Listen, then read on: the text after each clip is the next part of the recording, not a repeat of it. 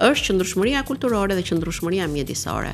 Pra, ti pa ruajtur kulturën, autenticitetin tënd, çfarë turizmi kulturor do ofrosh, sepse turizmi kulturor është kryesori që mban sot turizmin në gjithë botën, është gjithëvjetor, nuk është një turizëm sezonal, si turizmi i plazhit apo është turizmi kulturor. Dhe ti nëse nuk ke një kulturë, nëse nuk ke çfarë ti tregosh turistëve, çfarë turizmi po ofron. Prandaj ruajtja e kulturës dhe trashëgimisë autenticitetit është thelbësore dhe prandaj ne kemi futur përmes projekteve. Dhe qëndrueshmëria mjedisore, mbrojtja e mjedisit që është gjithashtu pjesa natyrore e turizmit që ne duhet të ofrojmë.